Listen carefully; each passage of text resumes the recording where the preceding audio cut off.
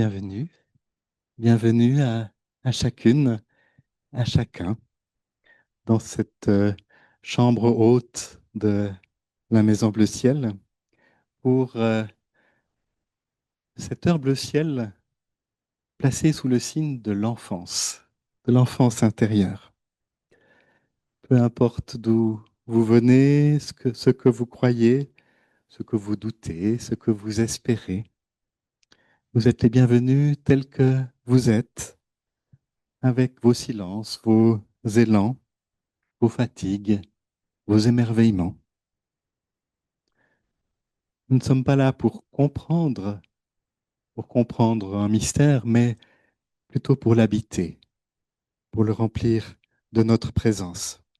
Peut-être pas pour tout saisir, mais pour nous laisser toucher. Et peut-être qu'au creux de ce temps simple, de cette heure bleu ciel simple et vivante, quelque chose pourra simplement s'ouvrir en nous, doucement. Bienvenue donc, et bienvenue aussi à celles et ceux qui sont avec nous par Zoom. Donc le thème d'aujourd'hui est une invitation douce et profonde, reconnaître l'esprit d'enfance en nous. Et si les enfants étaient plus compétents que nous, que les adultes, je veux dire, dans le domaine spirituel? Et si l'enfant en nous détenait la clé d'une spiritualité vivante et incarnée? L'enfant porte en lui déjà ce que nous cherchons tous et toutes: l'émerveillement, la présence, la connexion au mystère. À travers son regard neuf sur le monde et souvent son lien spontané avec le souffle, il vit naturellement, ou plus naturellement que l'adulte, une relation que nous avons parfois oubliée. Et donc nous avons la joie d'accueillir aujourd'hui Caroline Berchi Lopez, qui vient de publier un livre qui s'appelle Reconnaître le souffle de l'enfant. Je crois même qu'on est les premiers à le découvrir physiquement, puisqu'il sort vraiment ces jours. Caroline, elle connaît bien la Maison Bleu Ciel parce que ça fait longtemps qu'elle y vient, qu'elle participe à son développement, euh, puisqu'elle a participé pendant longtemps au groupe de coordination de la Maison Bleu Ciel, et puis qu'elle a aussi animé pendant plusieurs années l'activité pour les enfants dans la Maison Bleu Ciel. Euh, et il y a deux enfants parmi nous qui ont participé aussi à ça très, très fidèlement. Donc Caroline nous invitera tout à l'heure à découvrir cette sagesse de l'enfance, à nous ouvrir au fond à une spiritualité peut-être plus intuitive, plus libre, plus profonde encore. Donc il ne s'agit pas tant de comprendre, encore une fois, mais de goûter, pour goûter à la simplicité de l'instant. Donc cette exploration qu'on vous propose ensemble, Caroline et moi, s'adresse pas seulement à celles et ceux qui vivent à côté ou aux côtés d'enfants, mais je crois vraiment à toute chercheuse, à toute chercheur euh, spirituel qui reconnaît en lui, en elle, cet enfant intérieur qui est comme un guide. Donc, accueillir cet enfant en nous, c'est peut-être redécouvrir ce qui n'a jamais cessé d'être là. Voilà donc ce que nous vous invitons à explorer aujourd'hui. Et comme d'habitude, bah, une heure bleu ciel, c'est pas une conférence, c'est une expérience à vivre de l'intérieur, où on goûte ce qui se passe à l'intérieur de nous, ces élans, ces résistances, ces mouvements intérieurs. Vous connaissez le déroulement, pour la plupart d'entre vous en tout cas, mais je le rappelle encore une fois. Donc après cette introduction, nous aurons un temps de chant encore, et puis je vous guiderai dans une méditation qui nous amènera vers un long silence. Et puis, c'est après ce silence que nous écouterons Caroline qui nous parlera de ce thème. Et puis, nous aurons comme d'habitude un temps d'échange euh, avec Caroline, avec nous tous, autour de ce qu'elle aura dit. Et puis, nous terminerons par un chant, une bénédiction et des annonces. Voilà donc ce que je vous propose, ce que nous vous proposons plutôt aujourd'hui, que chacun, chacune puisse entrer dans cette heure bleu ciel à son rythme et puisse se laisser toucher par ceux qui cherchent à naître ou à être redécouverts en nous. Et pour cela, nous avons besoin d'un cœur qui écoute, de nous rendre disponibles à ce qui se passe au plus profond de nous. Je vous invite à le chanter, à le prier.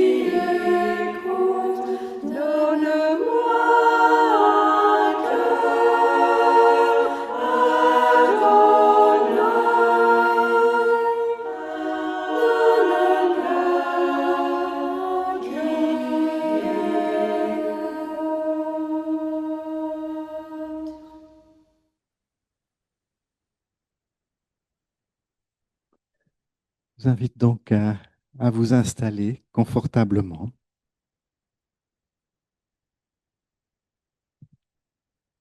à fermer doucement les yeux.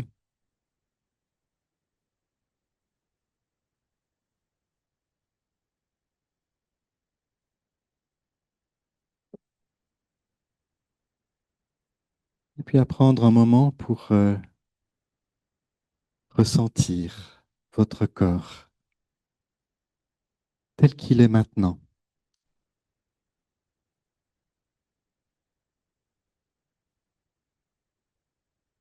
Le ressentir de l'intérieur, de l'extérieur,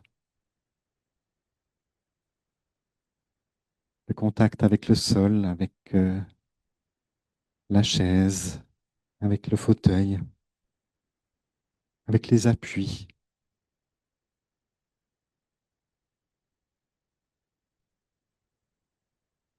Sentir peut-être les zones de tension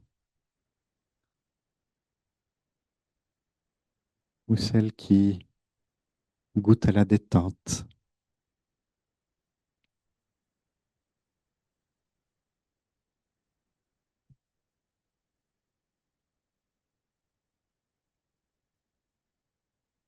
Laissez venir ce qui est là, vos pensées, vos commentaires intérieurs, une émotion peut-être.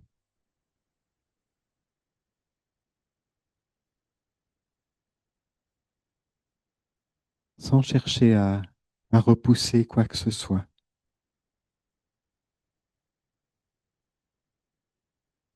Accueillir tout ce qui vient comme des visiteurs passagers.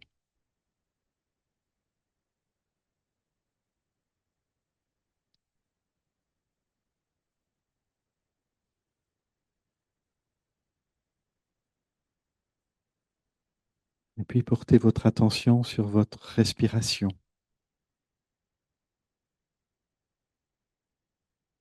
Sentez l'air qui rentre et qui sort tranquillement.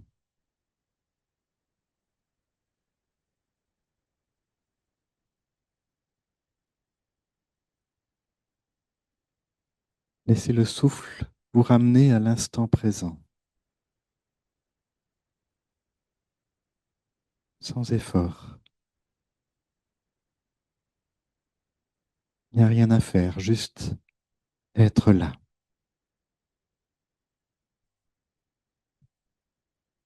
présente, présent à ce qui vous habite, ce qui est là maintenant.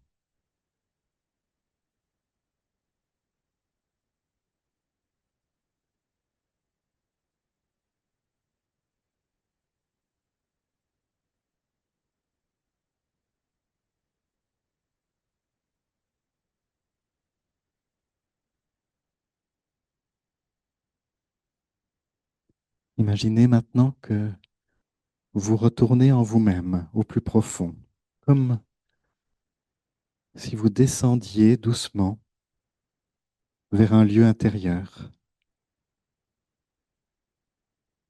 un endroit où se trouve l'enfant que vous avez toujours été.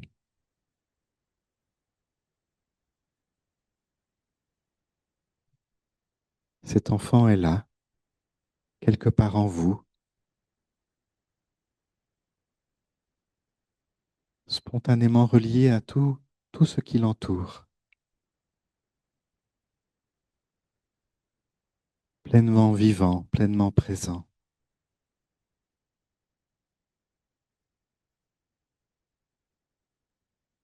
Ressentez, ressentez d'abord sa présence joyeuse, émerveillée,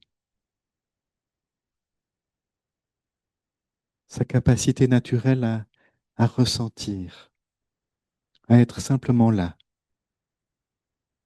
sans jugement, sans analyse.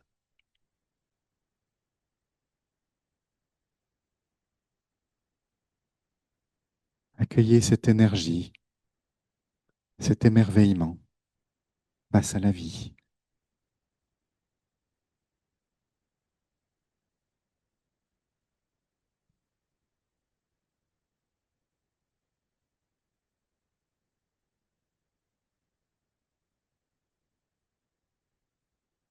Peut-être que pour certains d'entre nous, cet enfant intérieur n'a pas toujours été pleinement présent, émerveillé.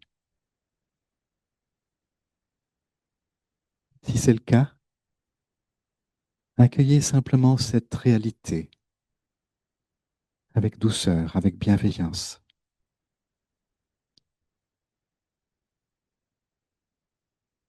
Dites-lui intérieurement que vous êtes là pour lui, maintenant, que vous l'écoutez, que vous êtes prête, prêt à lui offrir votre présence rassurante, aimante.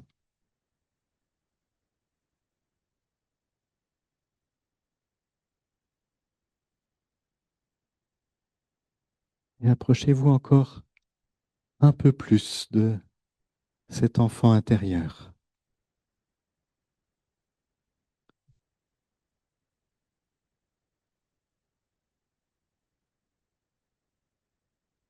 Peut-être que vous ressentez une émotion. Accueillez-la simplement, sans la juger.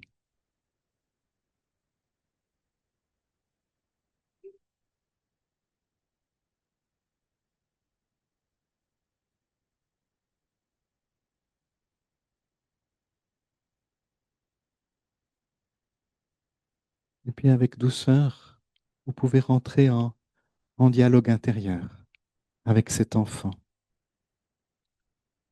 Que souhaite-t-il vous dire aujourd'hui? Quelle sagesse simple et profonde veut-il vous transmettre?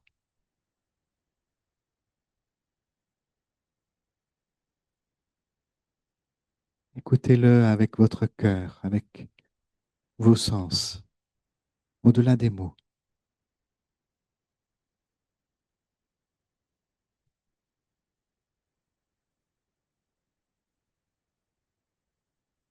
Laissez-le vous guider vers une présence plus vivante, plus aimante.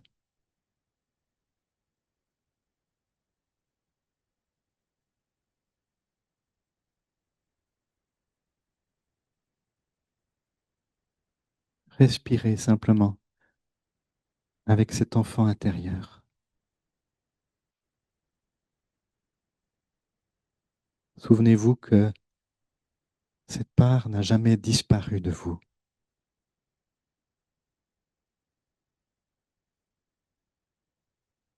Elle attendait simplement votre attention pour réapparaître pleinement, pour être reconnue, aimée.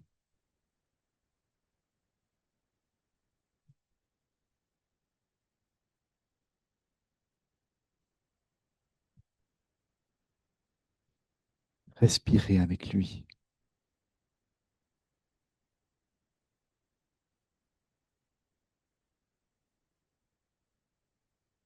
et goûtez à cette sensation précieuse, cette capacité à être relié à l'essentiel,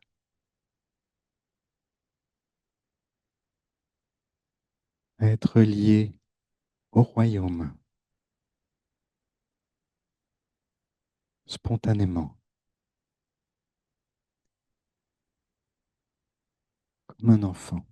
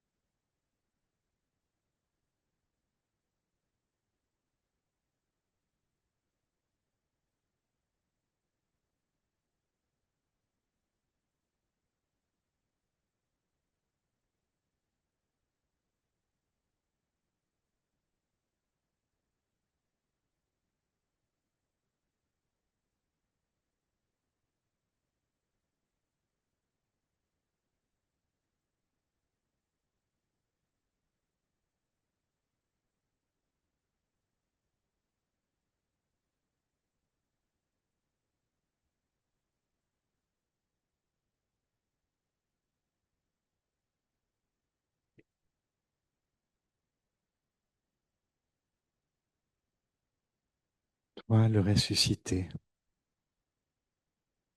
au-delà de tout et au-dedans de nous.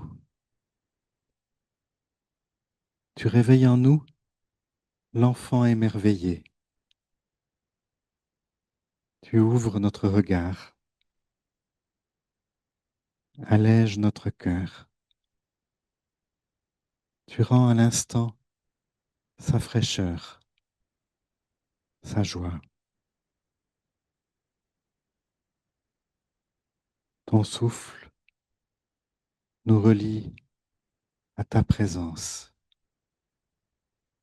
et nous pouvons marcher avec confiance dans ta lumière.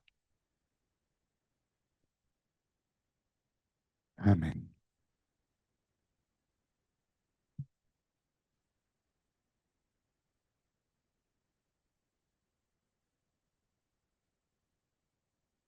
Des gens amenaient des enfants à Jésus pour qu'il les touche. Mais les disciples leur firent des reproches. Quand Jésus vit cela, il s'indigna et dit à ses disciples, « Laissez les enfants venir à moi. Ne les empêchez pas, car le royaume de Dieu appartient à ceux qui leur ressemblent. Je vous le déclare, c'est la vérité. Celui qui n'accueille pas le royaume de Dieu comme un enfant ne pourra pas y entrer. » Ensuite, il prit les enfants dans ses bras et les bénit en posant les mains sur eux. Cet épisode, ces paroles de Jésus, on les retrouve dans la Bible, dans les 3 évangiles, aussi bien Luc, Matthieu que Marc rapportent cet épisode. Un épisode un peu étonnant, déjà à l'époque de Jésus et aujourd'hui.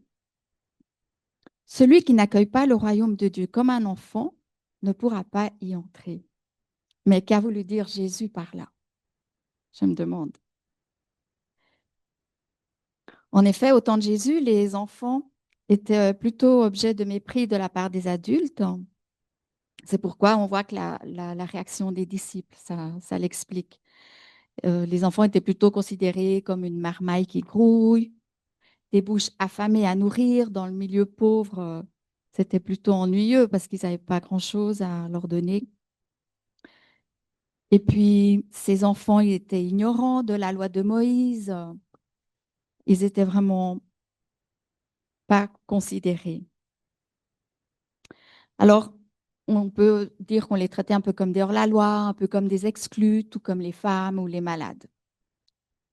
Alors, les évangélistes, probablement à l'époque, et tous les théologiens, ou beaucoup de théologiens depuis, pendant 20 siècles, ils se sont dit, mais Jésus, il avait ce regard sur les enfants comme il avait le regard sur les pauvres, les exclus, les malades. En fait, il les aimait parce qu'ils étaient petits et fragiles. Et il s'intéresse à eux comme il s'est intéressé aux pauvres, aux exclus, à partir de leur fragilité. Peut-être. Mais peut-être qu'on peut aussi se demander si, au contraire, Jésus n'a pas dit cela en regardant les qualités de l'enfant. Peut-être que Jésus nous dit que les enfants sont plus compétents que les adultes à accueillir le royaume de Dieu, autrement dit, à se relier à la présence de Dieu en eux. Peut-être que déjà Jésus nous invitait à retrouver l'enfant en nous. En tant qu'adultes et croyants, cela peut nous sembler évident que le Créateur nous ait aussi donné la capacité de nous relier à lui. D'ailleurs, le livre de la Genèse, par exemple, nous le raconte quand Dieu crée l'homme et la femme à son image, à sa ressemblance, ou quand il leur insuffle son esprit. Mais quelles compétences alors ont les enfants que les adultes ont perdues ou oubliées? Eh bien, ce n'est qu'à la fin du XXe siècle, 20 siècles après Jésus, que des personnes se sont sérieusement penchées sur la spiritualité des enfants. Des recherches statistiques, scientifiques, on peut déterminer que les enfants ont la capacité innée de se relier à la transcendance. Et cela hors de tout contexte religieux et dans toutes les cultures. Donc, ces études, sont allés à la rencontre d'enfants de partout dans le monde. Et puis, ils se sont dit, en fonction d'un peu des réactions, des réponses qu'ils avaient, ils se sont rendus compte que c'était un lien inné qui s'exprime dès la toute petite enfance déjà aussi. Donc, ces prérogatives ou qualités de l'enfance les ouvrent naturellement à la relation intime avec le divin. Mais quelles sont ces qualités? Je vais vous en présenter quelques-unes sous forme de l'acrostiche avec le mot esprit. Spiritualité, esprit, souffle. Bien sûr, il y aura probablement d'autres qualités, mais c'est un petit peu une façon un clin d'œil pour le Saint-Esprit, un clin d'œil, c'est peut-être aussi mémotechnique. Alors avec le E, on peut commencer pour l'émerveillement. On l'a entendu aussi déjà. Les enfants ont cette capacité de s'émerveiller tout naturellement, mais aussi bien pour les toutes petites choses comme les insectes, les petites fourmis, on peut passer des heures, ils peuvent passer des heures à observer, que pour l'immensité du ciel, les petites et les grandes choses, l'émerveillement. Parfois, on est peut-être étonné de pourquoi ils s'émerveillent, mais si ils nous emmènent avec eux dans l'émerveillement, alors waouh, ça nous ouvre une autre dimension. Ensuite, avec le S, on se rend compte que les enfants aiment découvrir le monde avec leurs cinq sens, avec la vue, bien sûr, et l'ouïe, mais aussi le toucher, le goûter, l'odorat. Et nous, qu'est-ce qu'on fait? Arrête de toucher, c'est sale. Mets pas ça à la bouche. Vous l'avez tous dit probablement. Donc vraiment, spontanément, ils aiment découvrir avec leurs cinq sens. Et puis, sens aussi pour chercher du sens. Ils ont besoin de comprendre le monde qui les entoure. Ils ont besoin de connaître. Ils ont tout à apprendre. Alors pourquoi ceci? Et pourquoi cela? Et pourquoi? Mais arrête avec tes pourquoi. On est, voilà, on est confronté souvent avec cette recherche de sens curieux, une curiosité innée, aussi spontanée qui leur vient parce qu'ils ont envie de connaître le monde. Peut-être dire que puisqu'ils savent qu'ils ne savent pas tout, pour eux, le mystère n'est pas menaçant. Au début, tout est mystère, tout est mystérieux. Donc, ils ont une relation aussi toute naturelle au mystère. Avec le P, pour présent. Les enfants vivent dans le moment présent, ici et maintenant. C'est ça qui les intéresse, ce qu'ils sont en train de vivre maintenant. Je ne sais pas si vous avez remarqué, quand on rencontre les enfants, on les revoit, ah, comment tu vas? Puis qu'est-ce que tu as fait ce matin à l'école? Et puis qu'est-ce que tu vas faire demain? Souvent, ils ne répondent pas tout de suite parce qu'ils sont dans l'ici et maintenant. Attendez, il faut que je repasse à l'avant. Je crois que voilà, c'est aussi un peu ce qu'on recherche, être dans le moment présent. Et du coup, ils vivent intensément le moment présent et leurs émotions peuvent être très fortes. Et ils peuvent passer du rire aux larmes aussi très rapidement parce que c'est le présent. Ils sont dans l'ici et maintenant. Nos souvenirs d'enfance, d'ailleurs, sont souvent liés à des émotions qu'on a ressenties. Donc, ces émotions très fortes qu'on vit dans l'enfance, elles nous marquent, elles restent très longtemps. Elles sont probablement dues à ce fait, c'est qu'on on était tellement dans le présent que les émotions, elles prennent vraiment beaucoup de place. Avec le R, donc on rentre dans la relation, puisque les enfants, tout petits, bien sûr, dès la naissance, ils ont ce besoin vital d'être en relation avec les autres pour grandir et s'épanouir. Mais une relation qui n'est pas seulement de satisfaire leurs besoins, mais une relation d'amour, une relation de tendresse. Ils ont besoin de sentir qu'ils sont aimés, accueillis tels qu'ils sont. Ils sont complètement dépendants des autres, ils doivent s'abandonner avec confiance. Ça, c'est aussi quelque chose qui était repris, qui est souvent repris par les théologiens, de dire, mais oui, oui, Jésus, il a dit ça parce que les enfants, ils sont obligés de s'abandonner, ils sont confiants, ils dépendent des autres. Oui, c'est ça.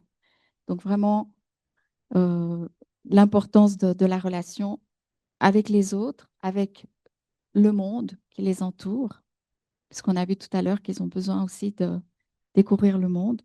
Ils sont naturellement aussi en relation souvent avec la nature, avec les animaux. Il y a quelque chose qui se passe d'un peu étonnant, hein. Vous avez eu l'expérience d'un enfant autiste qui a accueilli un chien à la maison et puis à quel point ça l'a aidé tout à coup à, à changer, à grandir, à s'épanouir.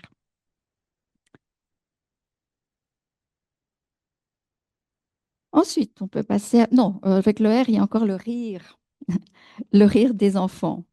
Le rire spontané des enfants qui est contagieux. Je ne sais pas si vous avez vécu cette expérience avec les bébés, les premiers rires des bébés. Comme ils nous touchent, comme ils nous transportent dans une joie incroyable, au point que quand ils commencent à rire, on les stimule pour qu'ils continuent, pour qu'ils recommencent, et puis ils nous emmènent dans cette joie.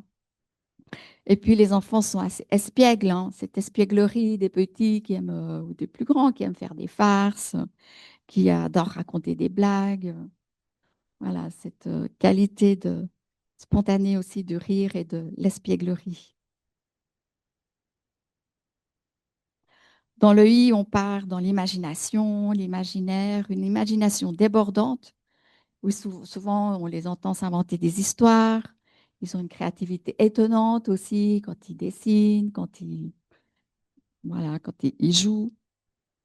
Ils ont des intuitions aussi qui nous stupéfient parfois grâce à cette imagination, cet imaginaire. Ils peuvent passer des heures aussi à jouer. Alors le jeu qui...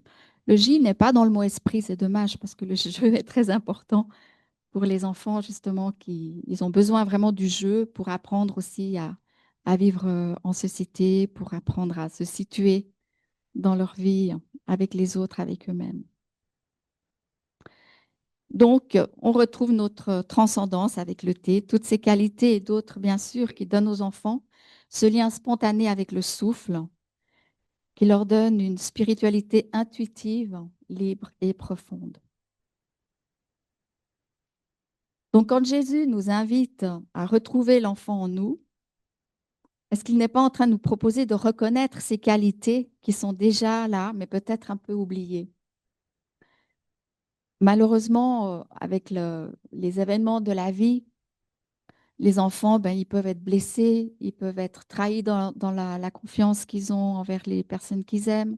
Vous savez bien à quel point parfois ils sont maltraités. Donc, petit à petit, probablement que ces qualités peuvent se perdre, peuvent s'étouffer. Et d'où nous aussi, en tant qu'adultes, on part dans du rationnel, on part dans du raisonnement. Donc, on perd peut-être aussi un petit peu toute cette imagination, toutes ces intuitions.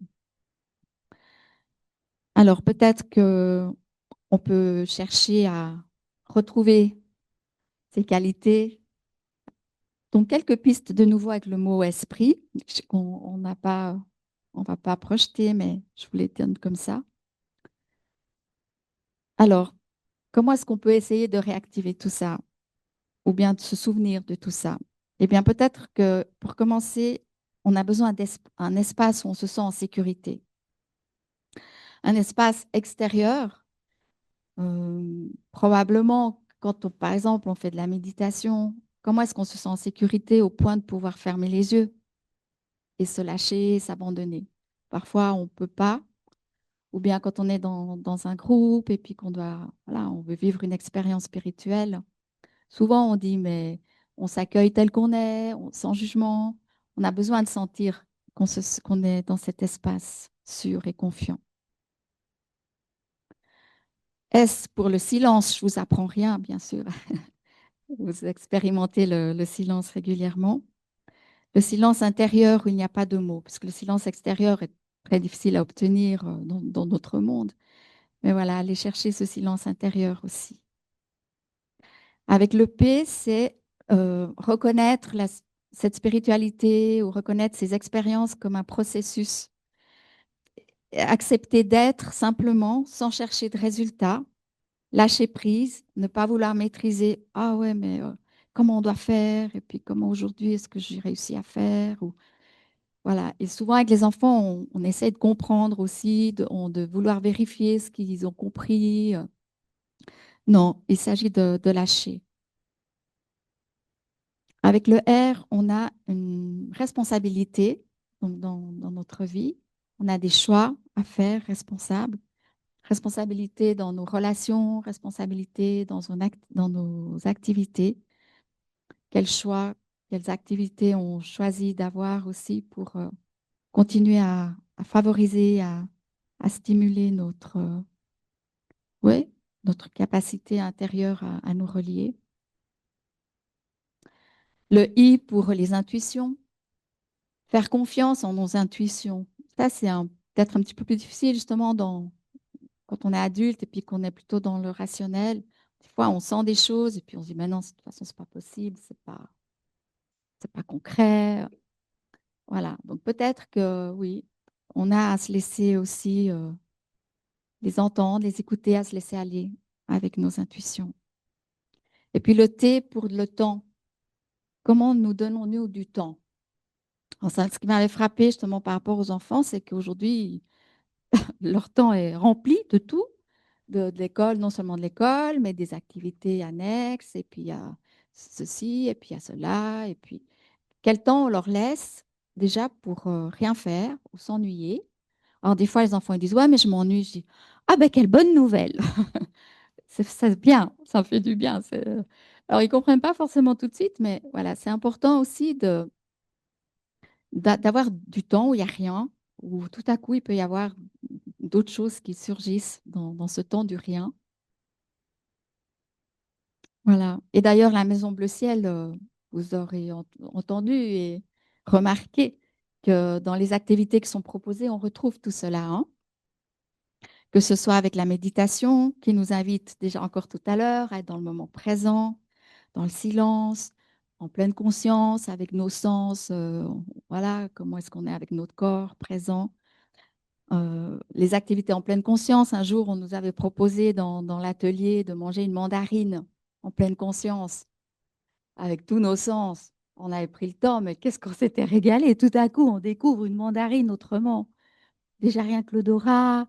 Et puis au moment où on l'ouvre, comme ça crisse un petit peu. Alors on avait remarqué que cette peau de mandarine pouvait crisser. Il faut être très attentif. Puis après le goût, pas manger comme ça rapidement, mais prendre le temps de sentir. Enfin, c'était un beau moment, c'était chouette, mais voilà, rarement je pense qu'on le fait, mais c'est intéressant d'expérimenter ça. Bien sûr, dans le land art, on part dans la nature, on laisse libre la créativité aussi s'exprimer, l'imagination, les intuitions qui nous viennent au contact de cet environnement naturel. Les chemins d'essentiel nous emmènent aussi là, hein, puisque c'est souvent aussi aller s'émerveiller dans un lieu aussi, un environnement naturel. Je crois qu'ils ont le souci vraiment d'emmener chaque fois dans des endroits qui sont beaux. Et puis le clown, il nous emmène aussi dans une créativité espiègle quand on expérimente ça. On peut voir que parfois, il s'exprime des choses qu'on n'oserait pas autrement dire ou faire. Là aussi, c'est assez touchant de voir le jeu qui s'instaure, qui s'installe, juste parce que tout à coup, on prend un petit peu de distance. Puis je crois que là, l'enfant, vraiment, il s'exprime, il sort et il s'exprime. Alors, le chant et la danse, ces mots ne sont pas non plus apparus dans notre acrostiche préféré, mais les enfants, ils chantonnent assez spontanément aussi. Souvent, ça leur vient. Voilà, ils chantonnent. J'aime bien. Quand on entend les enfants chantonner, pour moi, il y a quelque chose de vivant, de divin qui s'exprime en eux. Et puis la danse. Un jour, je participais à un spectacle où c'était pour les enfants d'une garderie. Ils avaient entre 2 et 4 ans. Puis pendant le spectacle, ils ont mis de la musique, une musique assez rythmée comme ça. Et on a vu des petits se lever et puis commencer à bouger comme ça. Entre 2 et 4 ans, on leur avait pas dit maintenant vous pouvez danser, mais hop, rien que d'entendre la musique, le rythme, ils l'ont fait spontanément. Donc là aussi, quand la Maison Bleu Ciel propose de partir dans ces expériences de chant et de danse, ben, probablement qu'on va réveiller cet enfant en nous. Consciemment ou non, probablement que souvent cet enfant s'exprime, mais on ne le reconnaît pas, on n'en est pas conscient. Et nous cherchons en fait une relation qui existe déjà, qui est déjà là. Mais voilà, comment pouvons-nous en prendre conscience? Comment pouvons-nous la reconnaître? Donc, n'avons-nous pas à sentir, à reconnaître ce souffle et à l'accueillir, tout simplement.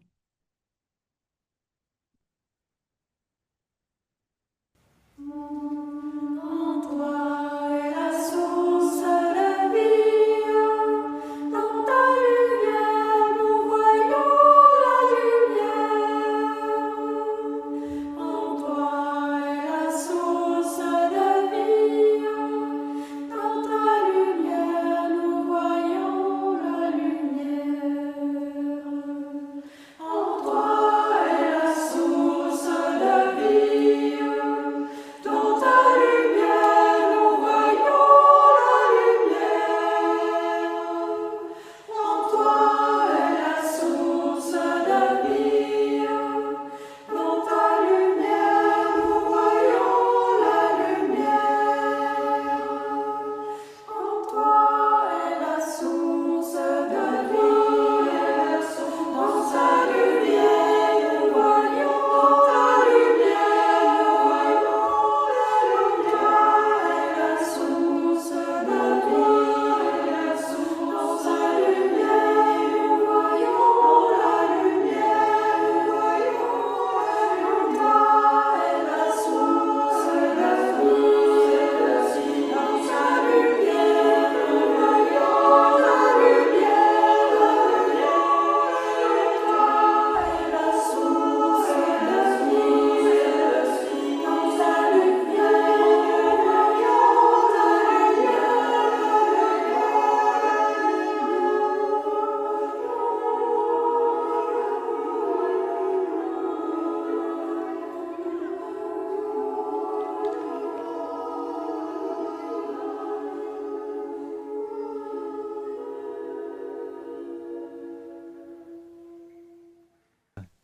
Recevoir la bénédiction au plus profond de nous. Que l'enfant en nous continue de respirer, de s'émerveiller, de faire confiance. Et que l'au-delà de tout, le bénisse et nous bénisse. Et que l'au-dedans de nous répande en chacun sa lumière et sa paix. Amen.